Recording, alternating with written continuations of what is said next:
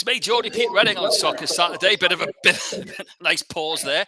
I think it's basically how we're all feeling this early Saturday morning. It is Soccer Saturday, and a very special weekend in the diaries of all football fans. David meets Goliath, Minnows meets Giant, Mudbath to Wembley, the magic of the cup, and of course time to dust off that footage of Hereford United for the match of the day, opening titles. Welcome to Soccer Saturday and Hollywood Balls.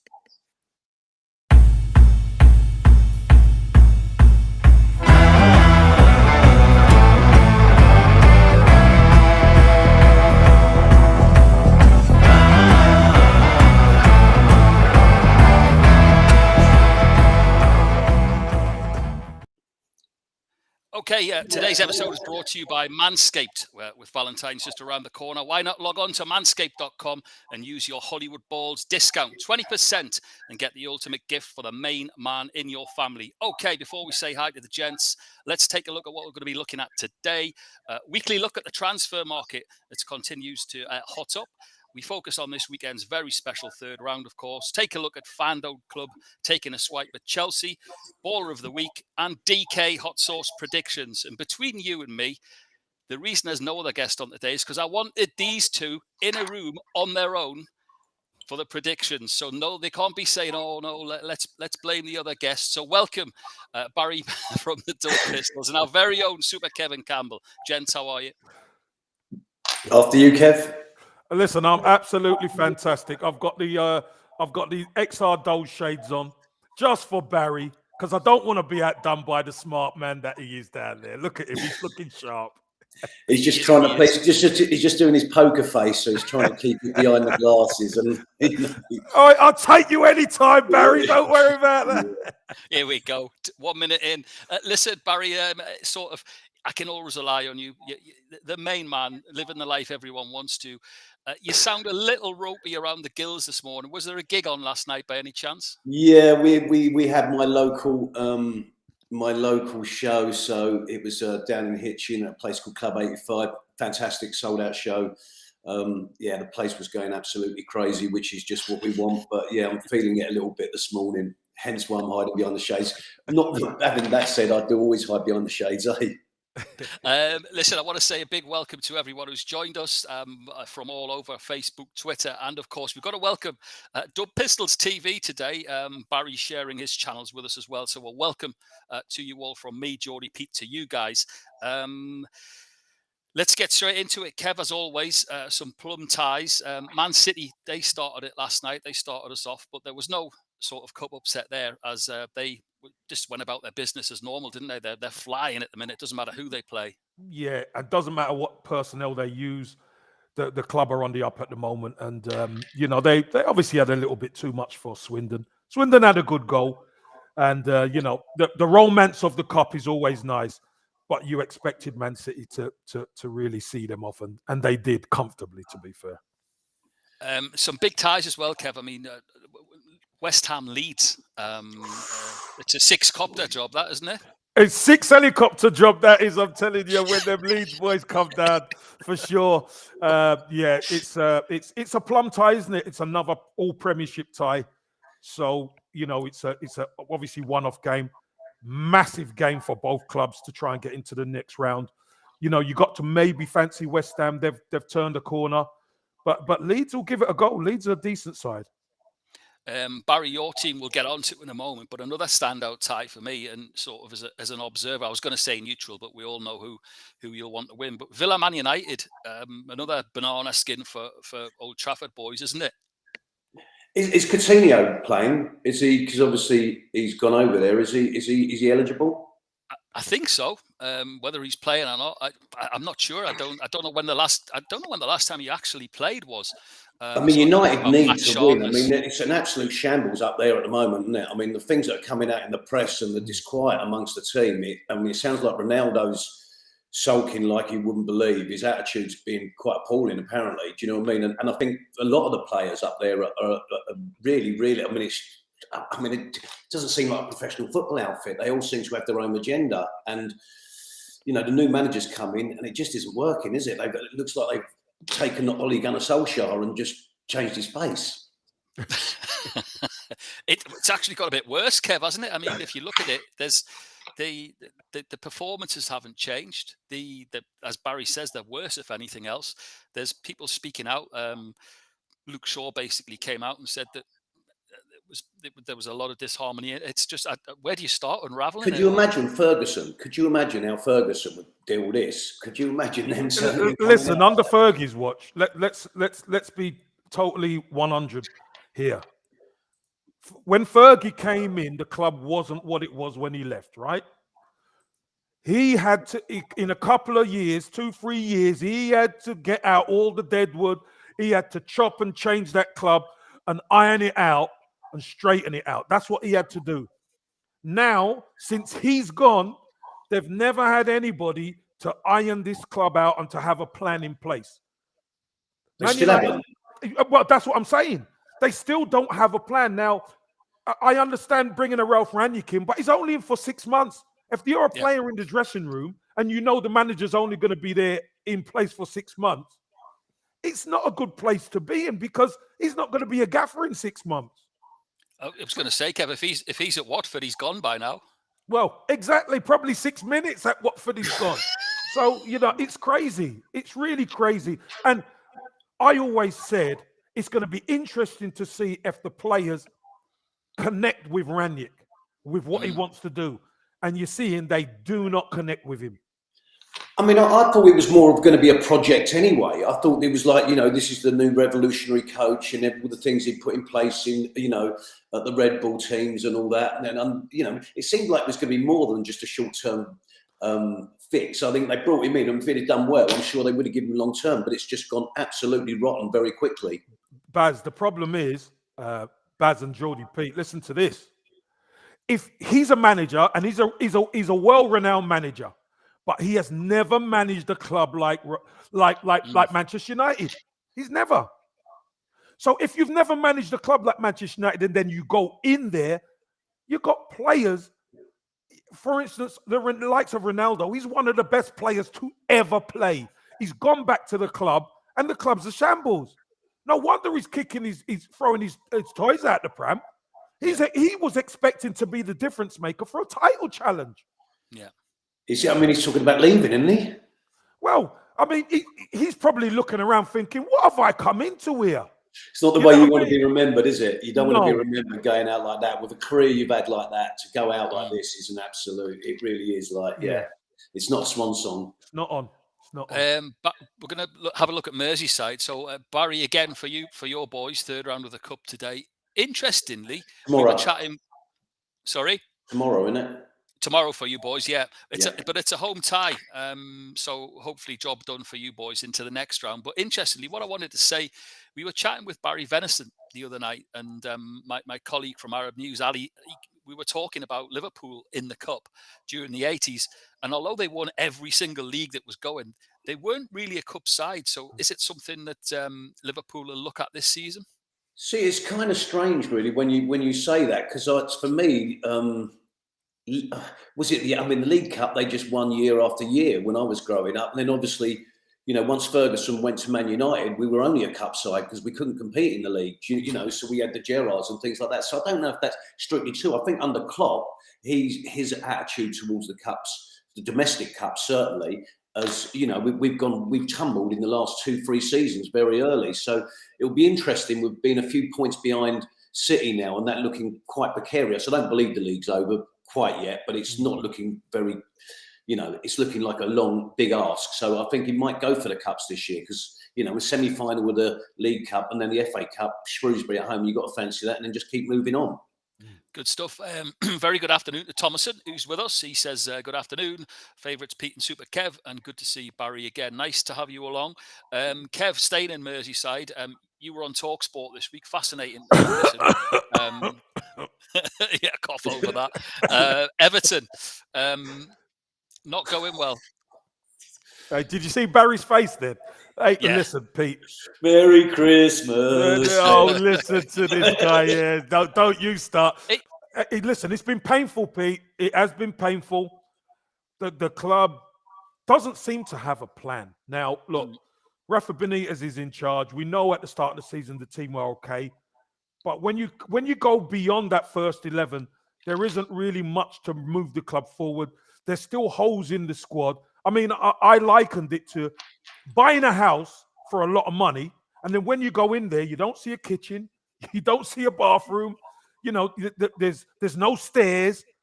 Well, you spend all that money, you expect all these things to be in place, and they're not. So what they maybe have to do is put a line in the sand, Pete, and go at it, bring in the younger players. He's brought in 2 fullbacks, Rafa Benitez. He has to remodel and reshape this squad. Do you think, Kev, sorry about batting, do you think, I mean, obviously the Everton fans are really on Benitez's back. Do you think the fault lies with Benitez, or do you think it's just the squad's not good enough?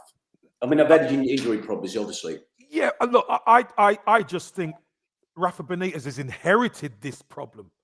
Look, there's been 4 or 5 managers with 4 or 5 different sets of players that these managers have bought, and he's inherited them.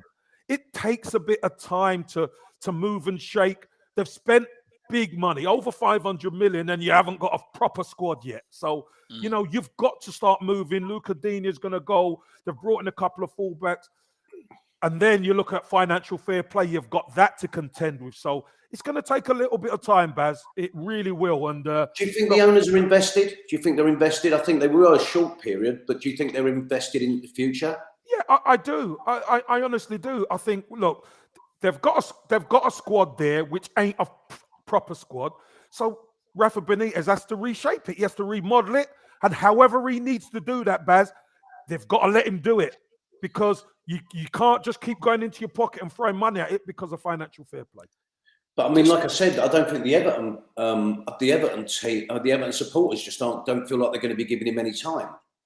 No, well, they not, because look, let's be honest here. They half of them, to probably 75%, didn't want him in the first place because of his past. So look, I get it, but still, whether it's him or somebody else, they still need time to shape this team. I mean, I've got nothing to love being a Liverpool supporter. Obviously, for me, Agent Rafa's your man. Whether or not he's at Everton, I wish him all the best. Do you know what I mean? I really do. For everything he did at Liverpool. Even, for the Justice for 96, 97 now campaign, he did so much for that club, So I've got nothing but love for the man. And I do actually want him to do well at Everton. Yeah. I genuinely do. I think as well, Kevin, Barry, that you've got to say that you've got to be fair about it, and Everton fans should be. If Luca Digne has said that he doesn't want to play for Everton, what else can Rafa do? He's got to move him on. Pete, you can't have players say they don't want to play for your club. Pete, you've been in around football, and you have, Baz, a long time. You never heard Luca Digne say that before. Now he's coming out with it. What do you reckon the club have said to him? You have to come out and say, you have to put a transfer request in. And then you can go. That's the name of the game. Come on now. Yeah, it is. I just think that anyway. So Baz, back to Liverpool. Come on. I was just finding this comment here from Ronnie. Ronnie's in. Yeah, I saw that. Yeah. Funny how Liverpool couldn't put a team out against Arsenal, but now they can play in the FA Cup. Ouch. Go.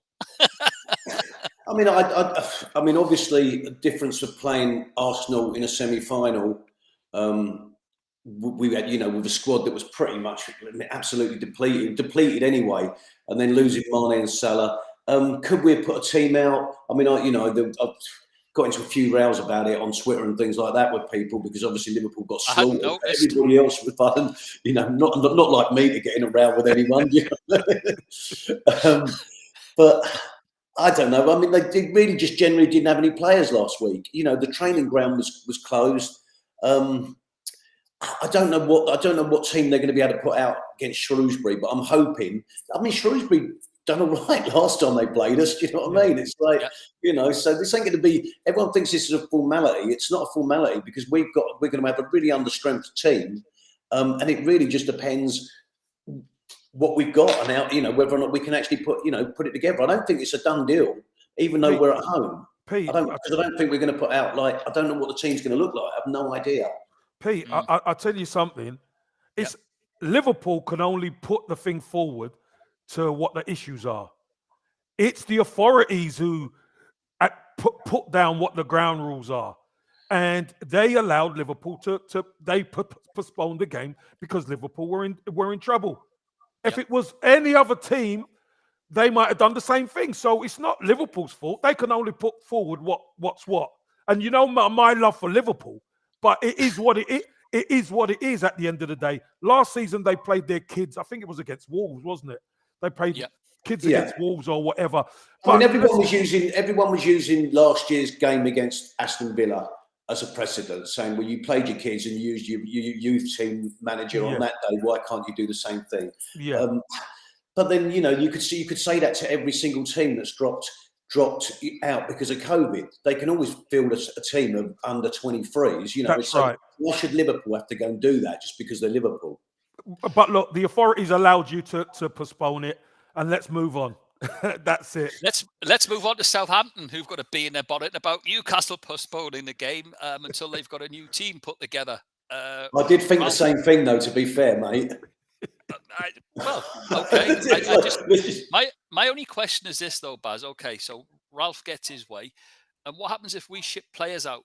What do we do? Do we say to, I don't know, do we come to Kev's Everton and say, sorry, Rafa, we need Sean Longstaff back. We're playing Southampton next week. But I mean, where do you draw the line?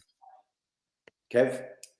Listen, it's Ralph is unhappy because he knows the Newcastle he could be playing now is a lot different to the Newcastle he's going to play later on.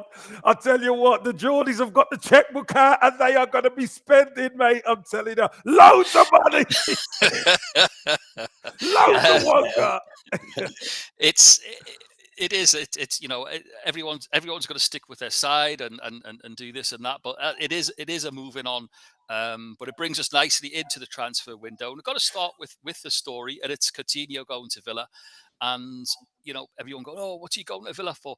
Quite simply, Steven Gerrard, because Steven Gerrard is a massive draw.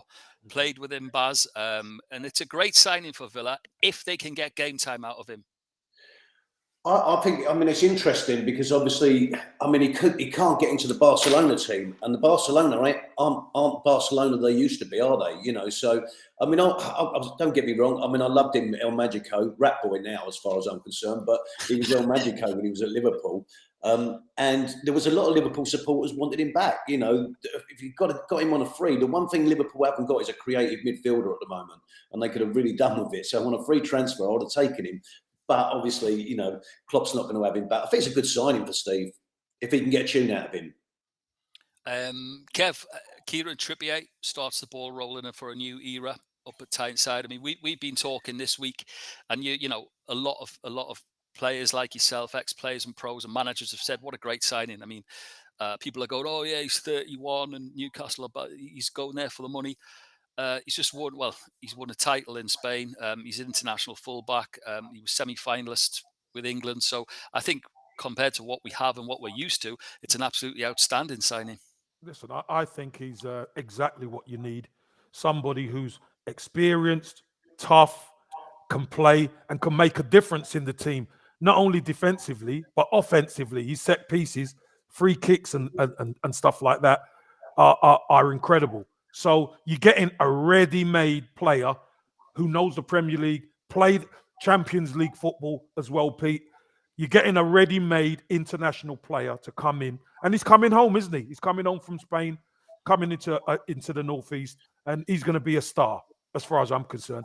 This is the start of the Newcastle Revolution now. This is it.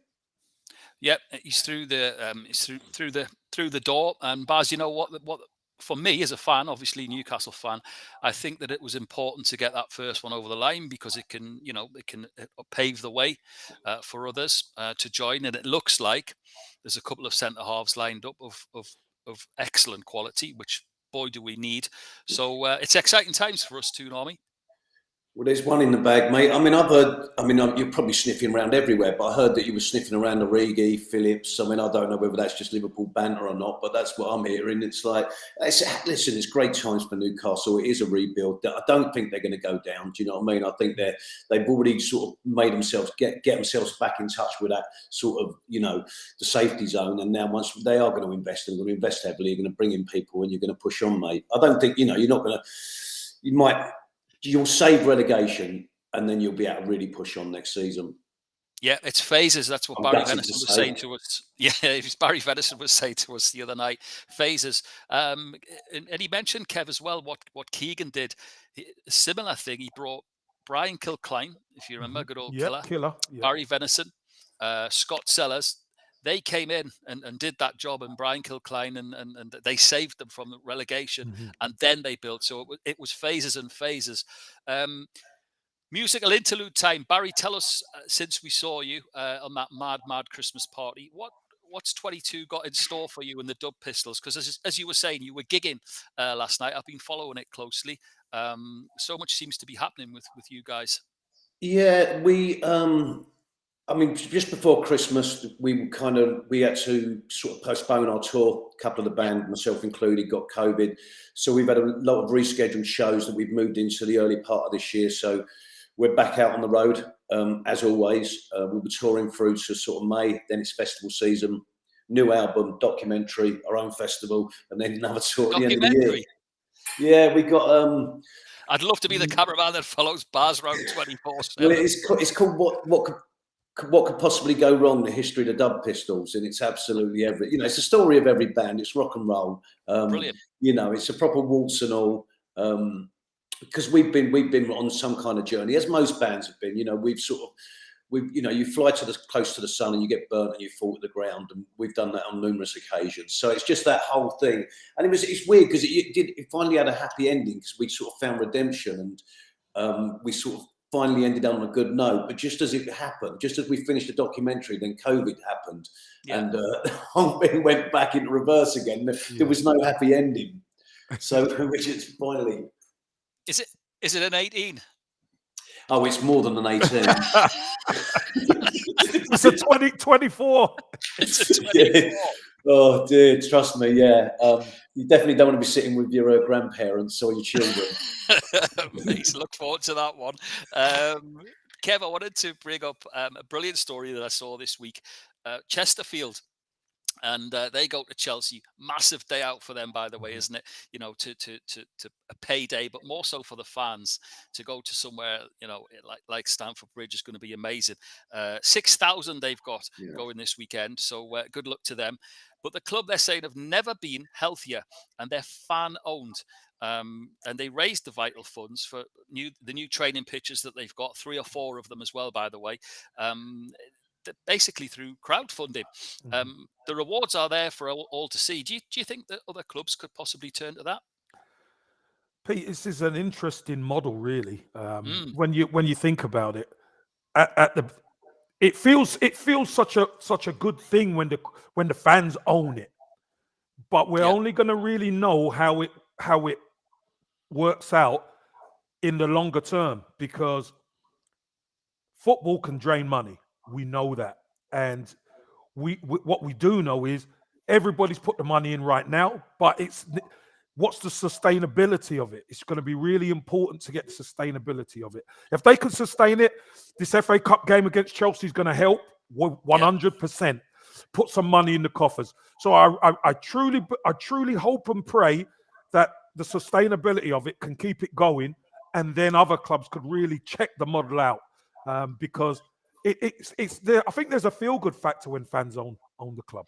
I think I read somewhere, Pete, that for every pound that the council have put into the club, that the club are generating £12 in the local economy, which is absolutely unbelievable. And I think the fans are really, really invested. I mean, they did a crowdfunding thing the other week or a few months ago and raised 15,000 for covers for the pitch, So it is, like Kevin said, yes, when it starts getting further up and the expenses start going, but I think they're going to turn over £3 million this year, aren't they? Yep. From 30,000, that's where it's gone up to already. Fantastic. They're looking good. Glenn's messaging about South Shields FC, which brings me nicely in to say that they're going to be our focus team, Kev, for the next 4 weeks. Yeah. We had Jeff on here, a great guy. We're going to be looking at South Shields. Unfortunately, their game was cancelled this weekend as well due to illness of owners and management. But they're sitting pretty in third. So up in the coming weeks, we're hoping to grab some time with the South Shields boys, some of the players, and they're going to be our feature team for the next month. And Glenn says that Shields have got 1,000 fan shareholders covered in a major gap. But well done to Mariners fans. They love their team. They get some big crowds at Shields as well, by the way. Third, another team that are coming up to have a great day out is Cambridge. They're coming up to Newcastle. They've got 6,000, just to say as well, by the way, 52,000 at St James's Park, sold out today for the FA Cup, which is absolutely amazing. But 6,000 Cambridge fans, and it started off really nicely this week. They were basically asking which pubs and restaurants they could go to, the designated away pubs. And Newcastle tweeted them back and said, we don't have one in Newcastle. Anyone's welcome. Yeah. So then it started with the Newcastle. The Toon fans were giving them suggestions and come to this pub, we'll buy you a pint. And I just thought, a lot of people moan about social media, but it was really nice to see. If they come up and win, don't be going out for a pint afterwards, though. Hey, let me tell you, if you come up and you lose, you're all right. You can have a pint. If you win, you better get on that train. Straight down to Central Station. Yeah, but it's good to see social media working in a positive way. Really is. Yeah. And another great story for Cambridge as well is their owner, Paul Barry. He's going to be there today, all the way from Seattle. And I think his 86-year-old mum goes as well. She's a season ticket holder. He picks 4 games a year in the UK to watch Cambridge, his club. And he's picked this one today. He's going to be sitting alongside Amanda. And he says he's a nightmare at home. His wife goes and walks the dog when Cambridge are on because he's jumping up and down so much. So I hope he enjoys the day today. Again, that is the magic of the cup, isn't it? It is. And do you know what, Pete? Just like Hereford and a certain Mr. Radford. Yeah, well, hold on. 27 minutes. There we go. 27 minutes, Ronnie. I'll go and get me Parker on. Well, Pete, that is folklore, isn't it? That used to start match of the day, wasn't it? That was incredible goal, incredible time. But look, this is what the cup's about. There's so much romantic about it that the likes of Cambridge could come up to Newcastle, 52,000 sell out, 6,000 coming up, and they are going to have a bouncing time on the two. It's going to be a day out and a half, isn't it? Can you see any upsets there anywhere across the board? Kev, can you see anything in there? Well, I tell you what, there's a 20 helicopter job coming up in the. There's a 20 helicopter job coming up in the predictions, mate. Trust me. Right. I do, Baz. I fancy. I've got to say a big shout out to Millwall because I fancy Millwall to turn Palace over. I think they'll be bang up for it. Yeah. That's the 20 helicopter job. That's off the pitch. That's off the pitch. Off the pitch. Yeah. No, and obviously Paul Robinson's there. And Robbo was with Clarkey at Birmingham, the captain. Great skip. I sent him a message this morning, and believe you me, I think they are bang up for this one. So if I was going to go for an upset, that would be mine today. Looking forward to that one, by the way. Millwall Palace, just a couple of stops on the tube as well. All the best with that. Okay, moving on. So Barry, just to round up on the old musical front, where and when are you playing next? Next week we are up in Derby at the Hairy Dog, which is a great venue. It's kind of weird. And then the week after that we're down in Brighton at Concord 2, Tunbridge Wells. We're at the O2 Academy in Birmingham. The O2 Academy in Leicester, and we're kind of all over the place. If they just go to dubpistolsmusic.co.uk, just check out the website, all the shows. Are you up in the northeast at all, Baz? We are up in Newcastle at Think Tank. All right, okay. That'll be a quiet night. March the 11th, yeah. Okay, so, try and get back for that. Yeah, absolutely. I've actually just had a Dub Pistol supporter he just told me he's got a director's box over at Sunderland, so he's offered me to go down there and after the game and go to the Sunderland match the next day. So I might just stay up there and go and check the Sunderland out. I tell you what, fantastic stadium, great facilities as well, and a good day out at the Stadium of Light. Absolutely. I haven't been there for many a year. They love it, and again, nearer the time, we'll be tweeting for Newcastle as well. So when you're up there, remind me. We'll get that, because that will be a night and a half in Newcastle and the Dub Pistols. What could go wrong, as the documentary what could possibly says? go wrong? I love Newcastle. Okay. I love that stadium. I love that position where it is in that city. It's a cathedral. Absolutely brilliant. Okay, you lot, don't forget, all of your Manscaped clubbers available at 20% discount. Just use the code Hollywood Balls and you'll get your 20% off and free postage and packing. Manscaped.com is where it's at. Okay, time to move into Baller of the Week. Guests first, as always. Baz, who have you got for us? Same as every week. Mo Salah, that goal against Chelsea, absolute worldie. He's just doing it week in, week out. I mean, I can't really look anywhere else at the moment, Yeah. So, yeah, I'm going to go with Mo again. Kev, who have you got for us? I've got somebody a little bit different. I've got Andreas Cornelius.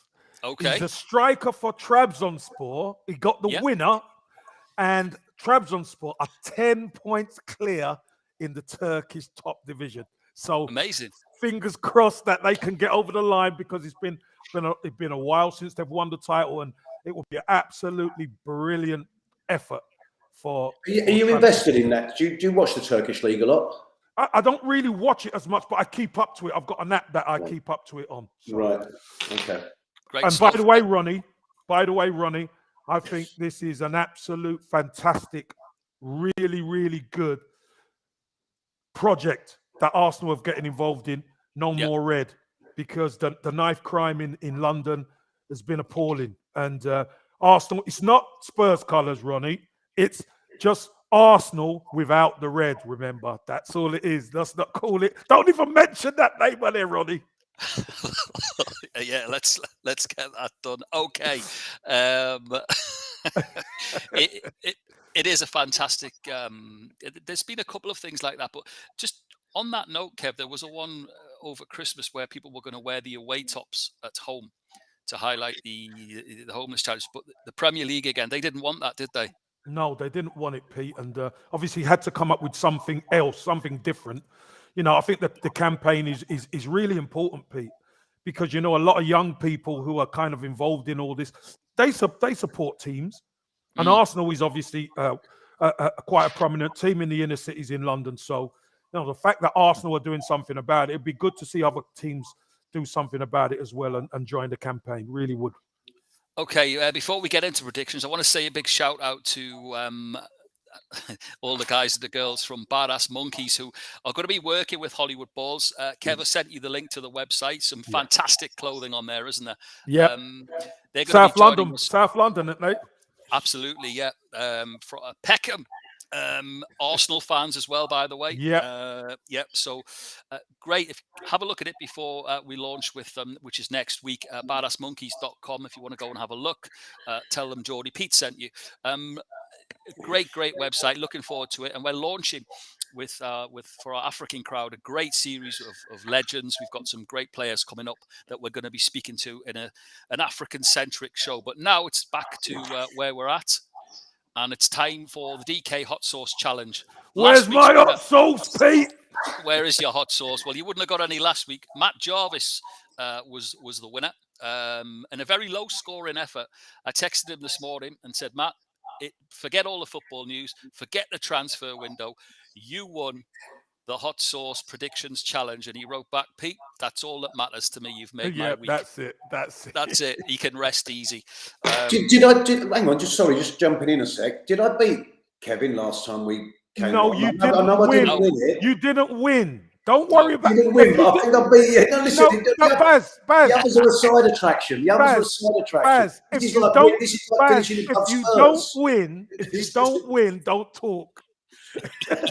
This is like finishing above Spurs. Hey, we haven't done that in a while, so don't start all that. Pete, I'm ready. Come on, let's go. Oh, brilliant stuff. There's a side bet on. There's always a side bet on. There is a side bet on. Okay, it's FA Cup weekend, so we've got 5 cracking ties.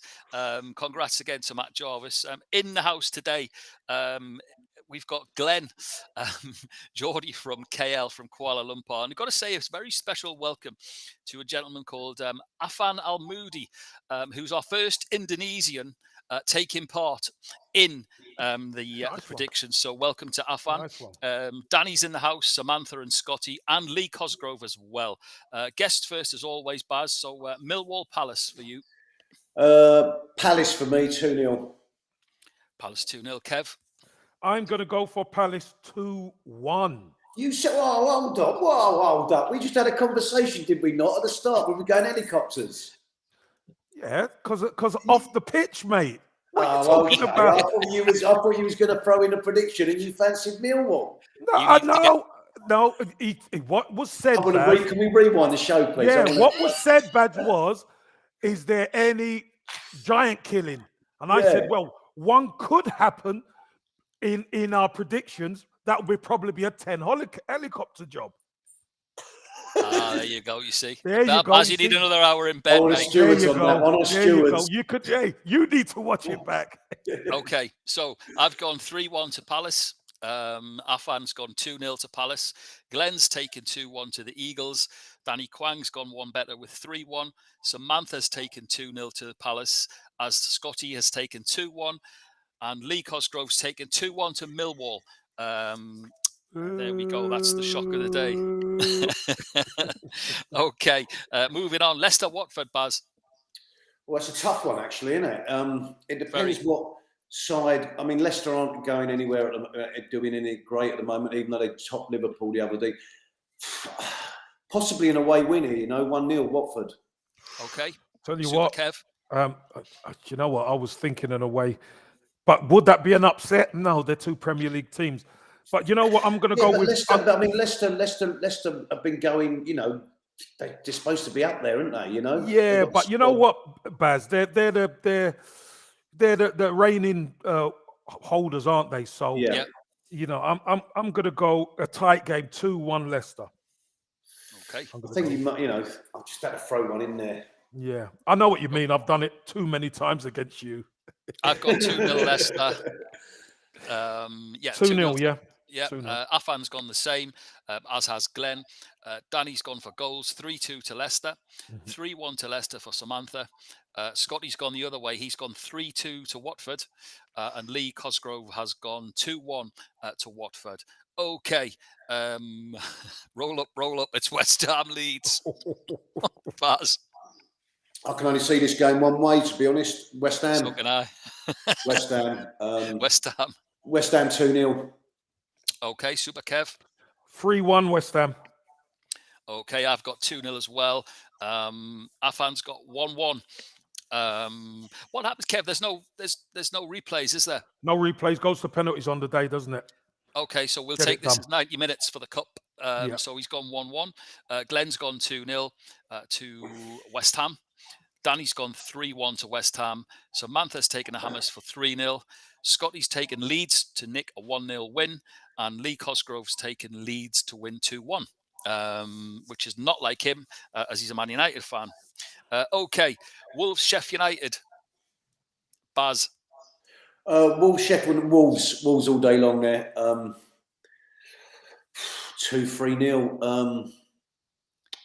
3-0. 3-0. Kev? 2-0 for me. I've got 2-0.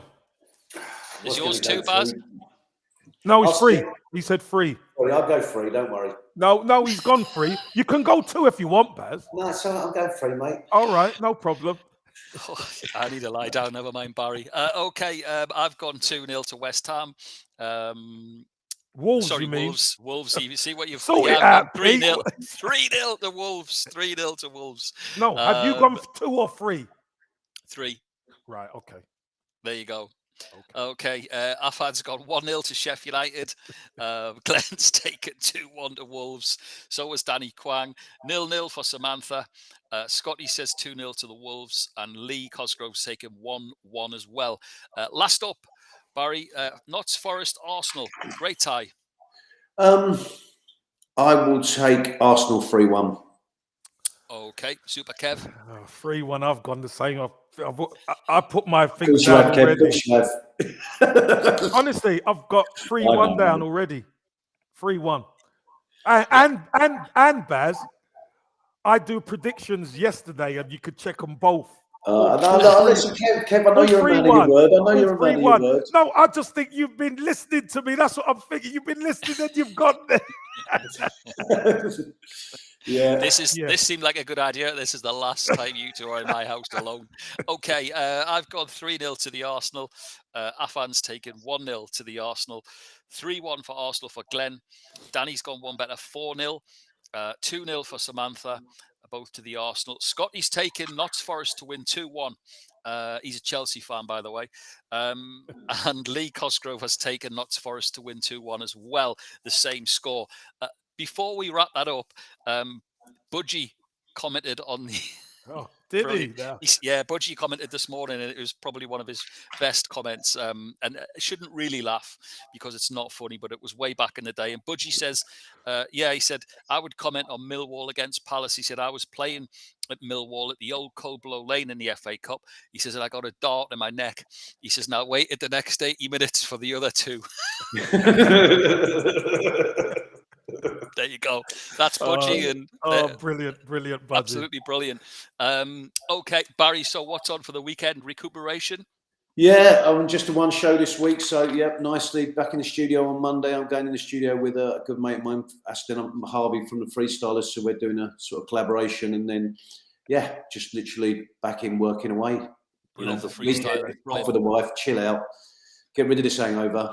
And take it. The thing is, at the moment is I've decided I'm going to dry January like most people, but I'm only drinking when I'm working. So if I've got a show, then I'm allowed to have the drink. So it's part of the contract. Hold on a minute here. If you're only drinking when you're working, you could be working all the time, man. No, I know that one.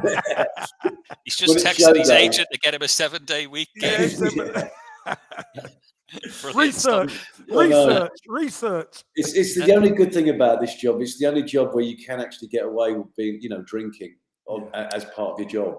Yeah. Good man. Brilliant. Listen, I wanted to say, Kev, you're acting like a TV Times and a radio Times for me for football, because if you can tell us what you're doing during the week, I know that you're going to be either on Talk Sport, Sky Sport, and I can tune in. I loved the session, I've got to say. Obviously, we love it when you're on our show, but last week when you were on with the gentleman, Mr. Lewis, it was a great conversation just to sit around and listen to on a morning. You guys bantering about football and talking about Chelsea and disagreeing, and it was really good viewing. So, anything else this weekend coming up? I've got a few bits to do this week, Pete. Do you know my schedule could change this week, so I don't want to say too much because there's quite a bit going on, especially with COVID. You don't know what's gonna happen. Obviously, the Liverpool Arsenal game, which is this week now, coming up. Should I say next week? You got a ticket? Have you, Kev? You got tickets for us? No, I haven't got tickets. Not at all. Not for you, Baz. None for you, mate. But I'll be doing bits and covering it. So. That's probably the most prominent thing of the week. You'll see me in a big fur coat doing pitch side with you. I'd love that, man. I'd love that. The musical version of John Motson. Absolutely brilliant. Or Malcolm Allison, whatever. Or Big Mel. Big Mel. Great stuff. Listen, we'll be back next week. Stay tuned as well on our social media because we've got some really, really big announcements coming up. As I said, we've got the new show which starts next Friday, which is going to be great. Hollywood Balls Africa. Looking forward to that one. And then Kev and I will have some news for you, hopefully toward the end of next week, about some exciting new additions to the channel, Kev, which is going to be great. Yeah, brilliant. Looking forward to that. Listen, can't wait to announce it with you, Pete. Brilliant. Yep. Good stuff. Okay, once again, Barry, thank you so much for being on Hollywood Balls. We will see you. Always a pleasure. Love it. I look forward to getting the results in. Seeing Kev cry again would be fantastic. I can't. Listen, I'm taking you down, son. I'll see you down at Highbury next week, son. Lovely. What's your predictions for that one, Ad, by the way? I think Arsenal got to take you guys out. If we don't take you guys out, are the two legs and you haven't got Salah and Mane, we might as well wrap it up, mate. We might as well. All right, we'll wrap it up then. You're all right. We will. On that note, I will wrap it up. Gentlemen, it's been a pleasure as always. That's me, out Hollywood Ball, Soccer Saturday, Geordie Pete Redding. See you next